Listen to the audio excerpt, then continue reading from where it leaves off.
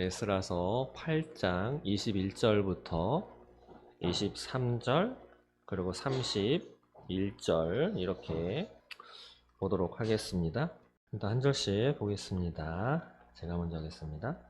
그때 내가 아하와 강가에서 금식을 선포하고 우리 하나님 앞에서 스스로 겸비하여 우리와 우리 어린아이와 모든 소유를 위하여 평탄한 길을 그에게 간구하였으니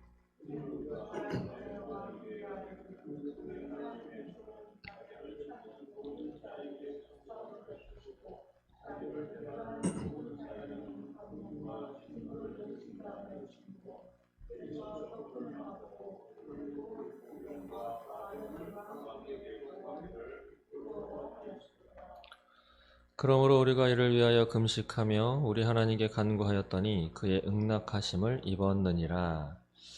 31절 함께 읽겠습니다. 시작.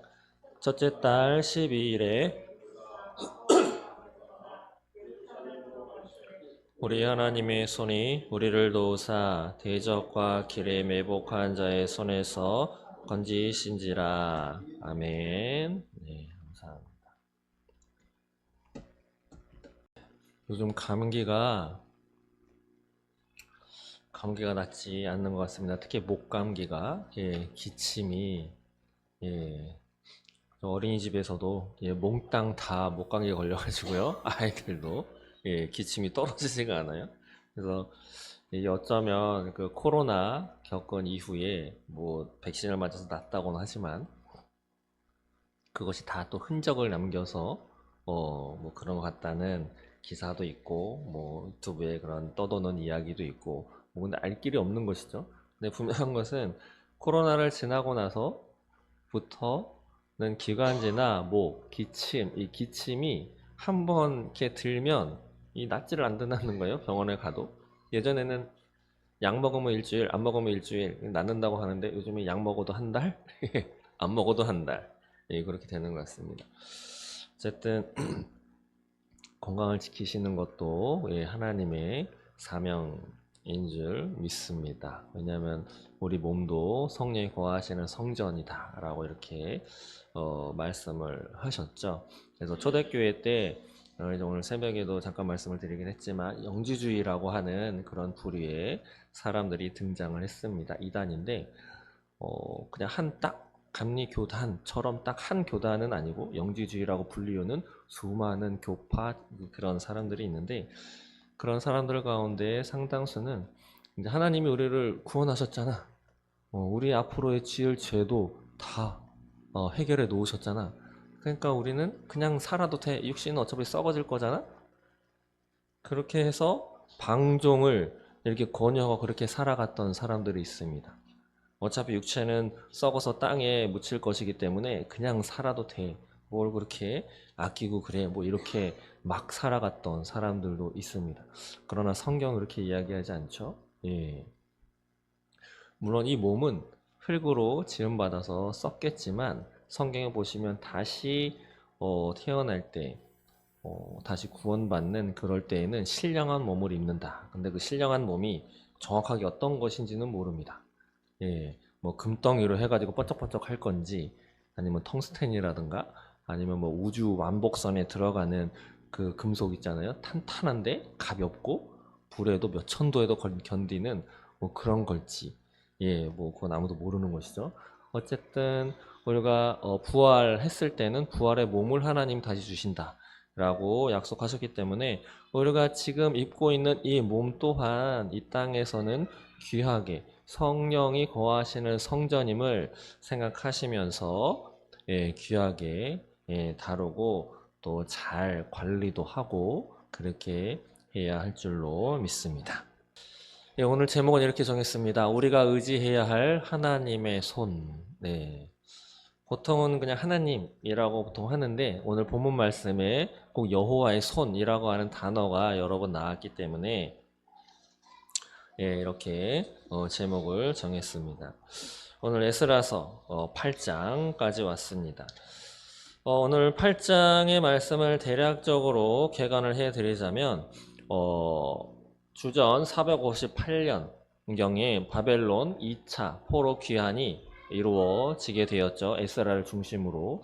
그래서 8장 이후 전개되는 내용들은 또 종교개혁, 루터가 종교개혁 한 것처럼 이스라엘 백성들이 고국으로 돌아가서 다시 신앙 공동체, 포로 생활을 바벨론에서 했기 때문에 제사도 드릴 수가 없었고 하나님 앞에 제대로 된 신앙 공동체의 모습을 할 수가 없었던 그래서 고국으로 돌아는 갔지만 그들이 해보지 않았었던 한동안 끊겼던 그런 신앙 공동체의 모습을 다시 세우기 위한 그런 개혁 운동이 일어나게 되는 그런 내용이 9장, 10장 뭐 이렇게 나오게 되는데 오늘 8장의 내용은 이 포로 귀환하는 준비 과정이 등장을 합니다. 그래서 1절부터 14절까지는 2차 귀환자들의 인구조사 내용이 나옵니다. 예, 보통 이런 게 나오면 뭐 저부터도 별로 읽기 싫은 왜냐하면 한번 보실까요?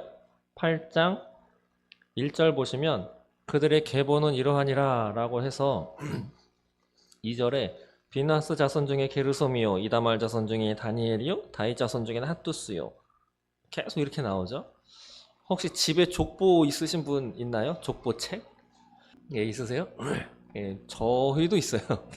저희 아버지께서 예, 살아 계실 때 저희는 이제 경북 상주가 저희 아버지 고향이신데 예, 거기다가 얘기를 해가지고 비싸게 주고 그거를 맞춰가지고 이제 받았습니다. 근데 딱 받았을 때 한 번, 그리고 받고 나서 처음 맞이하는 설날인가 추석 때 한 번 펼쳐봐서 여기 이름이 있어. 그리고 한 번도 열어보지 않았어요. 예, 아직까지 그렇게 있는데 재미없는 책이죠. 이름이 적혀 있는데. 예, 이렇듯 귀환자 2차 귀환했던 사람들의 인구조사 내용이 14절까지 있습니다. 그리고 15절부터 20절까지는 성전에서 봉사해야 하는 레위인과 성전 봉사자들이 없었기 때문에 이들을 모집하는 그런 내용이 나옵니다. 그리고 21절부터 30절까지의 내용은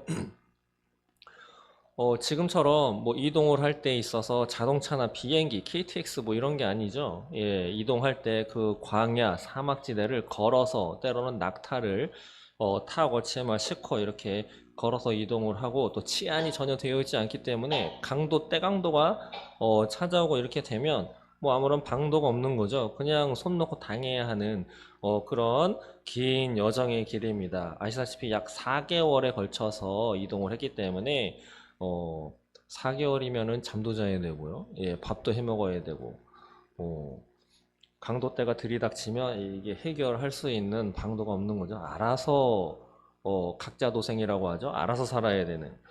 그렇기 때문에 이들은 먼저, 이 아하와 강가에서 하나님께 도움을 요청하는 금식 기도를 드리는 내용이 있고, 또한 하나님의 그 성전 짓는 데 있어서 예물 헌납과 많은 영적인 또 물질적인 준비하는 그런 내용들이 30절까지에 나오게 됩니다.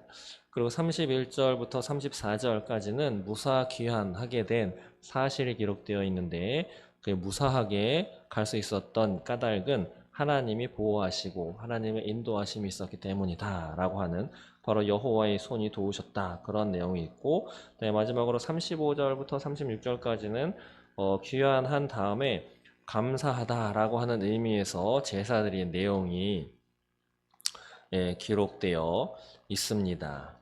그러면서 36절에는 이렇게 마지막을 이렇게 기록하고 있죠. 한번 보시면 무리가 또 왕의 조서를 왕의 총독들과 유브라데강 건너편 총독들에게 넘겨주매 그들이 백성과 하나님의 성전을 도왔느니라. 예. 하나님의 백성과 하나님의 성전 짓는 것을 외부인들이 그 지방을 다스리고 있는 관리들이나 그런 지배층, 계층들이 도와주었다라고 하는 것으로 오늘 말씀은 마무리되게 됩니다. 계속 비슷한 말씀, 비슷한 내용입니다. 하나님의 도우심으로 무사하게 포로에서부터 2차로 귀환을 했고 그 과정 가운데 어려움을 자신들의 자력이 아닌 하나님의 도우심으로 그것을 무사히 도착해서 하나님의 성전까지 잘 짓게 되었다. 그런데 그 주변에 많은 도움 또한 받게 되었다라고 하는 내용이죠. 오늘 이 8장의 내용 중에서 몇 가지 우리가 보고 또 이 시대에 2024년도 이 대한민국 땅에서 살아가고 있는 또 더성명교회 성도로서 어떻게 무엇을 또 본받아 말씀대로 살아가야 할 건지 한번 살펴보도록 하겠습니다. 먼저 2차 귀환했던 사람들이 있습니다. 1차 귀환했던 사람들은 약 5만 명 정도가 됩니다. 포로 중에 5만 명, 그렇게 큰 숫자는 아닙니다. 그때도 말씀드렸지만 이미 바벨론에서 거의 70년 동안 삶을 살았기 때문에 그 가운데는 대다수가 먼저 갔던 사람들은 또 많이 죽었겠죠. 그래서 거기서 태어나서 그 바벨론 땅에서 그 나라 언어를 배우고 또 그 나라 문화를 배워가면서 그 나라 학교 교육도 받고 또 뭐 대부분은 하층민 생활을 했겠지만 그 중에는 그래도 돈벌이를 잘 해서 또 사업 같은 거라든지 장사를 잘 하고 또 학업이나 또 머리가 명철해서 고관으로 다니엘과 같은 사람은 그렇게 말하자면 입신을 한 사람이죠. 이름을 떨쳤던 사람이죠. 예, 그렇게 많은 계층들이 있는데 거기에서 이제 포로들 가운데 야 너희들 가고 싶은 사람 손들어. 집에 가도 돼. 내가 다 해줄게. 라고 했을 때 자신들이 갖고 있었던 것을 가려면 지금처럼 뭐 다 싸지머지고 갈 수 있는 게 아니죠. 예. 다 놓고 가야 하는 겁니다. 자신들이 직접 메고 들고 이고 끌고 가는 것 외에는 가져갈 수도 없는 거죠. 그렇기 때문에 거기 있는 집 그냥 그대로 놓고 가야 되는 거죠. 지금처럼 요즘에는 또 집도 조리식 집이 있죠. 바닥을 콘크리트 치고 기둥 세우고 이렇게 하는 게 아니라 예, 조리식 레고로 이렇게 짓는 것처럼 공수해 옵니다. 그래서 다다다다닥 하면 그냥 집이 되더라고요. 예, 그래서 어떤 집은 트레일러 차량 같은 데다 싣고 와가지고 그냥 기중기 같은 거를 내려서 딱 짓고 어떤 집은 아예 트레일러 같은 바퀴 위에 그냥 올려놓고 거기서 살아요. 그 외국에서 보니까 그 사람은 돈이 많은가 봐요. 땅도 있고 한 1년은 이쪽에 얹혀놓고 살다가 예, 그 다음 해에는 좀 저쪽 동네로 차로 집을 이동해가지고 거기서 살고 예, 아주 신기한 근데 희한한 건 그게 더 튼튼하고 비용도 한 절반밖에 되지 않는다 라고 합니다.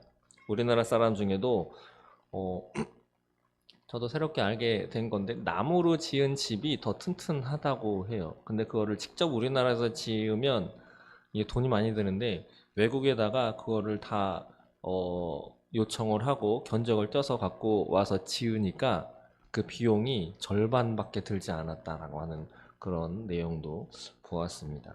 어쨌든 그거는 지금 2024년도인데 이 당시에는 그런 게 아니었죠. 그냥 몽땅 다 두고 새롭게 진짜 알그지처럼 가면서 살아가야 하는 때입니다. 그래서 1차 귀환 때에는 약 5만 명 정도의 사람이 갔는데 2차 귀환자들은 몇 명이냐? 여기 기록해 보니까 성인 남자들만 한 1773명 정도가 귀환했습니다. 근데 한 가족당 지금은 뭐 애를 거의 낳지 않지만 5인 가족이다 라고 하면 약 9,000명, 한 10,000명 정도 되는 거죠. 그러면 1차 귀환 때에 돌아갔던 사람들보다 약 5분의 1밖에 되지 않는 것입니다. 왜 이 정도밖에 가지 않았는가? 예, 그냥 생각해 보면 이들은 하나님을 믿지 않는가 보다. 단순하게 이들은 하나님을 배신했어. 하나님이 그렇게 큰 은혜를 주시고 출애굽까지 시키면서 하나님 잊지 말라고 하시고 때마다 필요한 거 다 공급해 주셨는데 포로에서부터 자유인을 허락해 주셨는데 왜 안 돌아가는 거지? 얘네는 벌받아 마땅해. 예. 그래서 어떤 사람들은 신학자들도 그렇고 이렇게 보는 사람들이 있죠. 그래서 이스라엘은 망해도 싸. 걔네는 영원히 구원 못 받아. 뭐 이렇게 보는 사람도 있습니다. 그래서 지금 건설된 1945년 이후에 건설된 지금의 그 이스라엘 사람들은 하나님이 선택한 했던 아브라함의 자손이 아니야 라고 보는 신학자들도 있습니다. 근데 그것이 맞는지 그것이 아닌지는 좀 더 보아야 할 거죠. 여하튼 그러나 우리는 우리 자신의 삶을 돌아보면 이들보다 나는 좀 더 나은 사람이야 라고 생각하고 하나님 앞에 이야기할 수 있을까? 예. 혹시 그러신가요? 나는 이스라엘 백성보다는 좀 그래도 나. 혹시 그렇게 생각하시는 분 계신가요? 나는 이들보다 좀 나. 예. 저는 그런 것 같지 않습니다.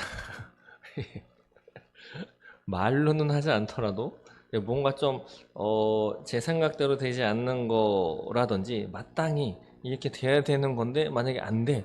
그러면 금방 막 훅 이렇게 돼가지고 뭐 어떻게 이런 생각이 금방금방 올라오고 예, 그렇습니다. 그러다 하나님께 감사하는 마음도 그렇죠. 뭔가 잘 되고 지난주처럼 추수감사주를 막 이렇게 아이들이 기대도 하지 않았는데 앞에서 찬양도 하고 또 목사님께서 특송도 하고 그래서 이제 처음 추수감사절 주일이었는데 그래도 감사하게 하나님 앞에 이렇게 됐습니다. 그럼 막 감사한 마음이 딱 들었는데 또 그날 저녁에 뭔가 또 있으면 또 금방 예 그렇게 말은 안 하지만 심중에는 그런 거죠. 하나님 앞에 약간의 원망 섞인 예 어떻게 이런 우리 인간이 생겨먹기를 그렇게 생겨먹은 것 같습니다. 예. 여러분들은 저보다 좀 나시겠죠. 그러나 하나님이 보시기에는 그렇게 썩 다르진 않을 겁니다. 그럼에도 불구하고 분명히 그렇게 행동하는 사람들이 있는 거죠. 하나님의 부르심을 받고 이거 하나님의 인도하심이야. 가야지. 물론 그들도 고민도 하고 어쩌면 특별 새벽 기도도 하고 금식 기도도 하고 한 사람들도 있겠죠. 어쩌면 모든 가족들의 반대를 무릅쓰고 그래도 가는 게 맞아. 아니면 어떤 가정들은 부모님, 할아버지, 형, 누나들은 다 반대했는데 거기서 갓 태어난 애가 아빠가 우리한테 이스라엘 우리를 하나님이 어떻게 건져주셨는지 이야기해 줬잖아요. 그때 예레미야 선지자가 다시 돌려보낸다고 그렇게 예언했다고 하는데 나라에서 고국으로 돌아가라 하는데 가야 되는 거 아니에요? 라고 하는 그 말 한마디에 약간 찜찜해서 그렇게 해야 하나 보다 라고 해서 짐을 싸서 이동을 하는 그런 사람들도 있었을 것입니다.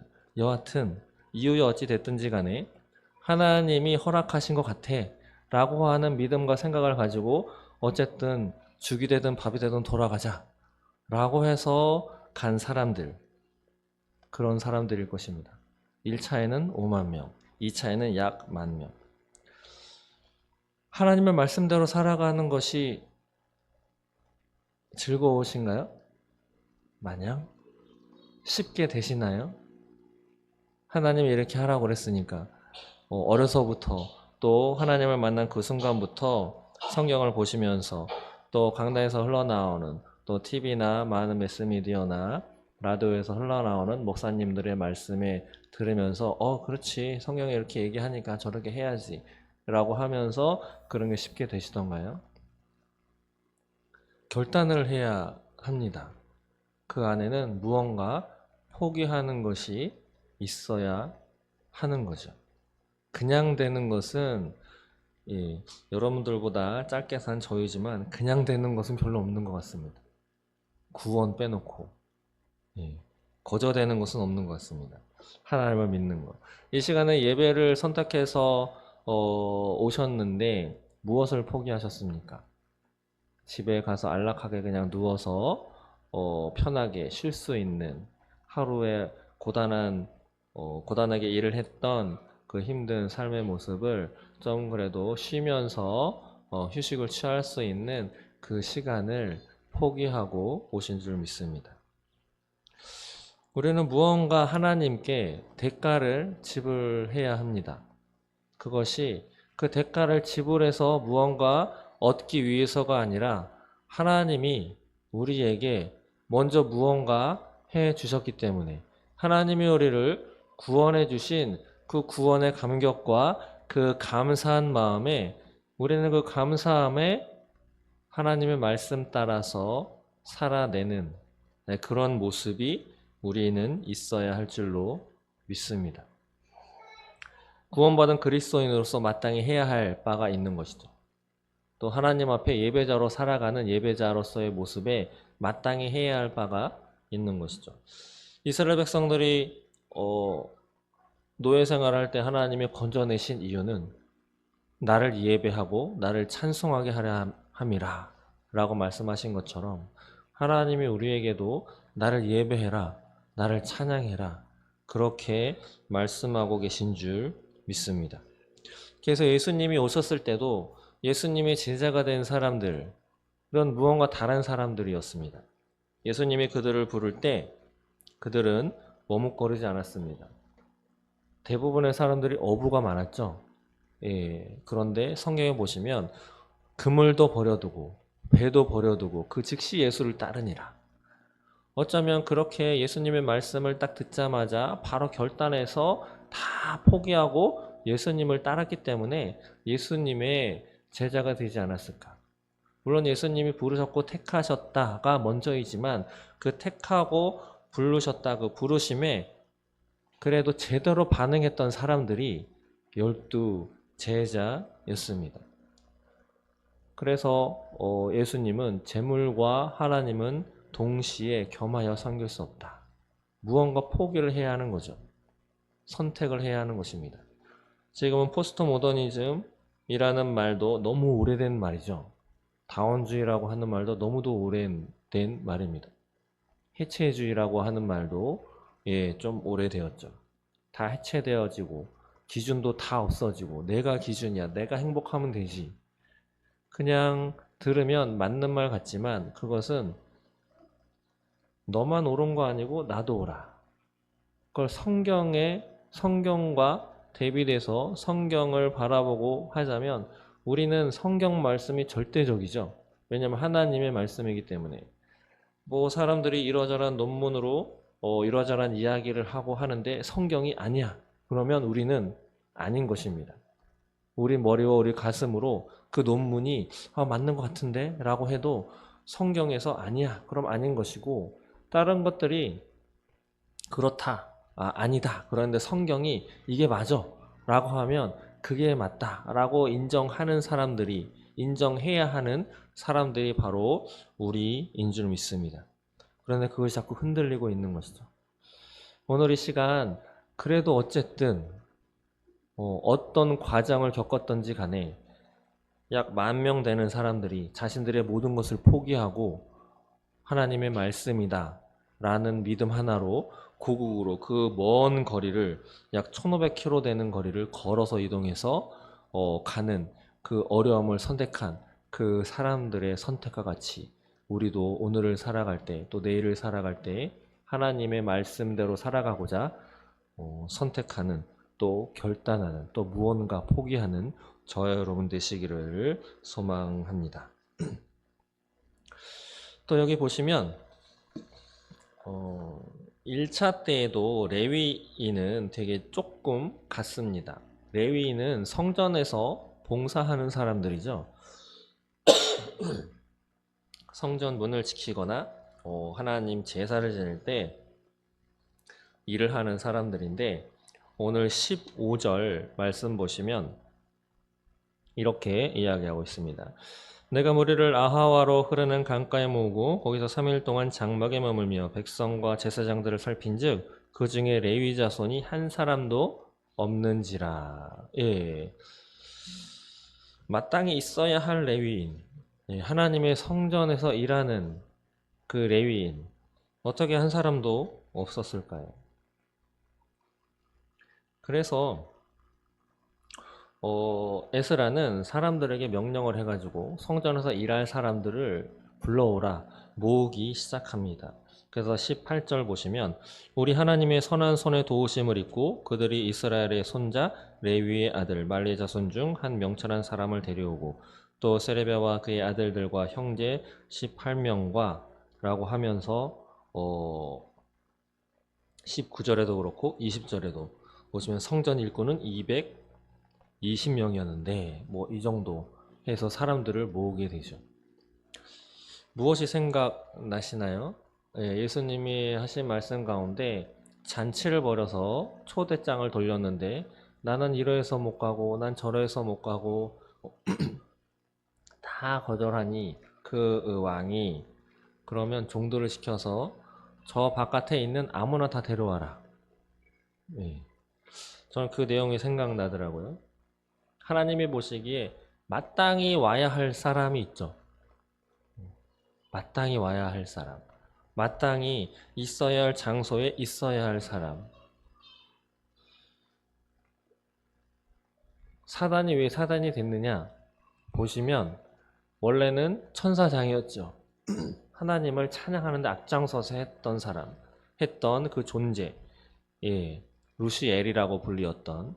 근데 그 루시엘이라고 불리었던 그 천사장이 자신의 위치, 자신이 있어야 할 자리를 망각하고 하나님의 자리를 넘본 것이죠. 그렇기 때문에 그는 사단으로 뚝 떨어져 멸망의 길로 흘러가게 되었습니다. 하나님은 마땅히 있어야 할 자리에 누군가 부르십니다. 여러분들에게 하나님이 원하시는 자리는 어디이신가요?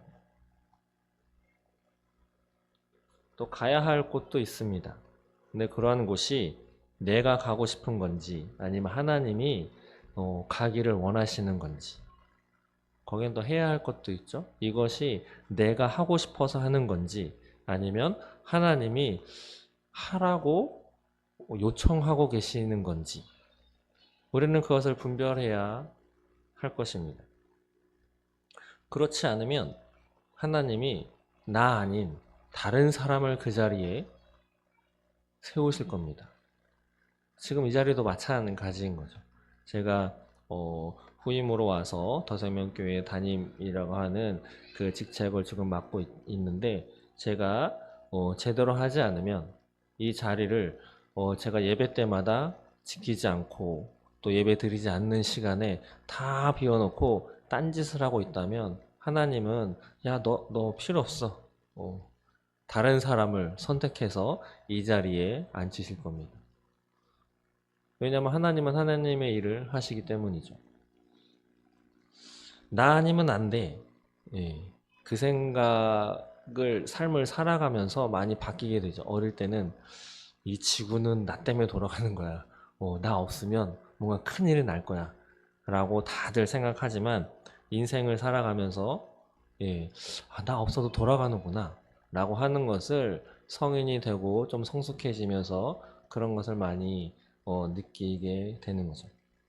근데 이 세상의 삶에서는 그냥 한번 체험하면 뭐 별로 상관이 없습니다. 직장에서도 그렇죠. 예. 나 때문에 돌아가는 직장 같은데 휴가 갔다 오거나 뭔가 큰일이 있어서 하루 이틀 정도 빠졌어요. 그리고 돌아갔는데 직장이 잘 돌아가. 그러면 내가 여기서 존재감 별로 없네. 약간 그냥 어쩌면 우울하거나 좀 침울하거나 내 자신에서 잠시 돌아보는 시간으로 그렇게 되는데 하나님이 원하시는 그 자리에 내가 만약에 없어서 그것을 다른 사람이 대체하게 된다면 그것은 이 땅에서의 잠깐 그런 것과는 완전히 경우가 다를 것입니다. 하늘에 준비하고 계신 상급이 날아가는 것이죠. 어쩌면 구원으로부터도 멀어질 수 있는 그런 문제가 되는 것입니다. 그렇기 때문에 저와 여러분들은 하나님이 원하시는 그 자리, 하나님이 나에게 허락하신 그 자리, 아버지의 자리가 됐든 또 직장에서의 어느 위치가 되었든 또 가정에서 또 어떤 위치가 되었든 또 이 교회에서 어떤 위치가 되었든 그 자리가 하나님이 주신 자리다라고 하는 믿음과 마음이 있으시다면 그 자리를 꼭 지키시기 바랍니다. 그래서 하나님이 그 자리에서 내가 어떻게 하기를 원하시는지 기도하심으로 그 자리에서 하나님의 영광을 드러내는 저와 여러분 되시기를 소망합니다.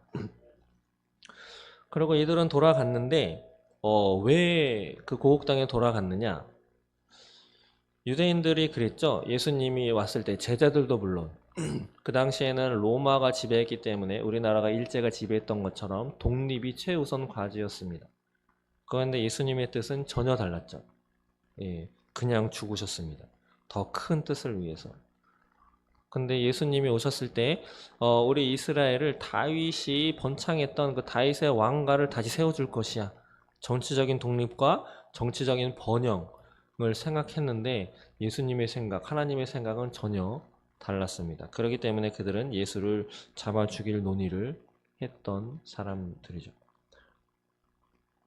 이 에스라 비롯한 2차로 귀환했던 사람들의 목적 또한 내 나라를 다시 세워야지 라고 하는 목적보다는 하나님을 어떻게 하면 예배하면서 하나님이 선택하신 백성으로 다시 세울까가 먼저였던 사람들입니다. 그것을 어떻게 알 수 있느냐면 이들이 돌아가는 이 과정을 기록한 오늘 8장에 보시면 약 1500km의 그 험난한 여행길에서 보통 우리도 그렇잖아요. 어디 여행을 갔다 왔어요? 아니면 단기 선교라든지 아니면 가족끼리 또 어디를 먼 데를 갔다 왔어요. 그러면 주된 내용의 많은 분량이 무엇입니까? 물론 거기 가서 좋은 거 얘기하지만 힘들었어. 그런 이야기 참 많이 하죠. 먹는 거 거기 이동하는데 기차가 옛날에 저희 아버지가 중국을 가셨는데 저기 하시기 전에 교역이 이루어지기 전에 중국에 아시는 분 초대로 해서 90년대 갔다 오셨는데 화장실을 갔는데 다 뚫려 있다고 벽만 있고 앞뒤 천장 다 뚫려 있어가지고 서로 얼굴 보면서 이렇게 응가를 하셨다고. 근데 에스라를 비롯한 2차 귀환자들 얼마나 많이 힘들었겠습니까? 그런데 희한한 것은 8장에 그런 내용은 하나도 기록되어 있지 않습니다. 그보다 어떻게 헌신했고 성전 봉헌자도 어떻게 모았고 하나님이 어떻게 도왔고 이런 내용들이 더 많다라고 하는 거죠. 그래서 이들의 목적, 귀한 목적은 신앙 공동체를 바로 세우는 그 목적 하나가 더 최우선이었다라고 하는 것을 우리는 알 수 있습니다. 그리고 이러한 목적을 위해서 갔는데 이들은 자기 자신들이 무언가 해야 되겠다라고 하는 것보다 하나님의 도우심을 먼저 요청한 것이죠. 그것이 오늘 21절 말씀입니다. 다시 한번 보시면 이렇게 기록하고 있죠. 그때 내가 아하와 강가에서 금식을 선포하고 우리 하나님 앞에서 스스로 겸비하여 우리와 우리 어린아이와 모든 소유를 위하여 평탄한 길을 그에게 간구하였으니, 말하자면 하나님께 먼저 금식을 선포하면서 평탄한 길을 요청하도록 간구했습니다. 하나님이 도와주시도록. 그러자 그 결과로 31절에 이렇게 말씀하죠. 첫째 달 10일에 우리가 아하와 강을 떠나 예루살렘으로 갈새 우리 하나님의 손이 우리를 도우사 대적과 아킬에 매복한 자의 손에서 건지신지라. 에스라는 그 당시 왕에게 우리를 좀 보호해 줄 수 있는 군대를 요청할 수 있었던 지위에 있었던 사람입니다. 그런데 그것을 요청하지 않았어요. 그 이유가 22절에 나와 있죠. 보시면 우리가 전에 왕에게 아뢰기를 우리 하나님의 손은 자기를 찾는 모든 자에게 선을 베푸시고 자기를 배반하는 모든 자에게는 권능과 진노를 내리신다 하였으므로 길에서 적군을 막고 우리를 도울 보병과 마병을 왕에게 구하기를 부끄러워하였음이라. 우리를 안전하게 가도록 도와줄 수 있는 군병과 마병을 왕한테 구할 수 있었는데 그것을 부끄러워했다라고 기록하고 있습니다. 이유가 무엇일까요? 이유가 우리는 어디 무언가 필요할 때 옆에서 누가 도와준다고 하면 아니면 도와줄 사람들이 있다고 하면 사람들에게 먼저 보통은 많이 요청을 합니다. 그게 편하니까. 그걸 해줄 준비가 되어 있기 때문에. 근데 에스라는 그렇게 하지 않았어요. 에스라는 진짜 사람의 눈치가 아닌 하나님의 눈치를 먼저 보았던 사람입니다. 하나님이 서운해 하시지 않을까. 에스라는 하나님이 하셔야 일이 된다라고 하는 것을 에스라는 분명히 알았던 사람인 것 같습니다. 그리고 역사의 주관자, 모든 것을 이루시는 전능하신 분이 바로 하나님이시고, 그가 우리를 도우셔야 모든 것이 원활하게 진행되는 것이지, 사람들이 어떻게 한다고 해서 되는 것이 아니다 라고 하는 것을 확실히 알았던 사람이 에스라였다라는 것을 우리는 여기서 알 수 있습니다. 그래서 그렇게 먼저 기도하고 간구했더니 실제로 31절에 하나님의 손이 우리를 도우사 대적과 길에 매복한 자의 손에서 건지셨다라고 기록하고 있습니다. 무려 1500km 되는, 인천에서 부산까지가 약 400km죠. 거의 한 번, 두 번, 세 번, 네 번을 오갈 수 있는 그 거리를 걸어서 가는데 하나님이 도우셔서 아무런 피해를 보지 않고 이동할 수 있었다라고 하는 것을 우리는 알 수 있습니다. 이것을 통해서 우리도 어떠한 것을 행할 때에 하나님께 먼저 간구해야 한다라고 하는 것을 우리는 기억해야 할 것입니다. 하나님이 하시지 않으면, 성경에 나와 있죠. 파수꾼에 깨어 있음이 아무런 소용이 없다라고. 인생을 어느 정도 사시고 하나님의 말씀 따라 산 경험이 있으신 분들은 적어도 몇 번의 그런 체험이 있으실 것입니다. 일이 잘 되어 가는 것 같은데 마지막 끝에서 어처구니 없는 일로 어그러졌던 일들, 또 다 안 된다고 했는데 희한하게 어찌어찌 하다 보니 일이 됐던 그런 기억들이 있으실 것입니다. 하나님을 믿지 않는 사람들은 모르겠지만 하나님을 믿었던 여러분들은 그 까닭이 무엇인지 아실 것입니다. 그것이 100%야 라고 하는 확신은 없을지라도 그거인 것 같아. 가능성, 개연성 거의 7, 80%는 하나님이 하셨기 때문인 것 같아 라고 하는 것을 인정하실 것입니다. 그래서 우리는 삶을 살아갈 때 내 자녀의 문제에서부터 내가 갖고 있는 질병과 우리의 가정의 문제, 소통되지 않는 것, 또 나를 괴롭히는 그 누군가, 우리 가정 앞에 지금도 놓여 있는 많은 문제들은 바로 하나님이 해 주셔야, 적어도 그리스도인들은 하나님의 손에 붙잡힌 사람들이기 때문에 하나님이 해결해 주셔야 이러한 모든 것이 해결될 수 있다라고 하는 믿음을 가져야 할 것입니다. 잠언 16장 3절에도 이렇게 말씀하죠. 너희 행사를 여호와께 맡기라. 그리하면 내가 경영하는 것이 이루어지리라. 우리는 하나님의 손에 전적으로 의지해야 할 것입니다. 그렇지 않고 내가 뭐 어떻게 하려고 한다면, 하나님이 눈 감아주시면 괜찮은데 하나님이 적어도 그건 아니지 라고 하는 마음을 갖는다면, 다른 사람 다 괜찮아 라고 해도, 다 될 거야 라고 해도 막판에 어이없는 것으로 일이 이루어지지 않을 것입니다.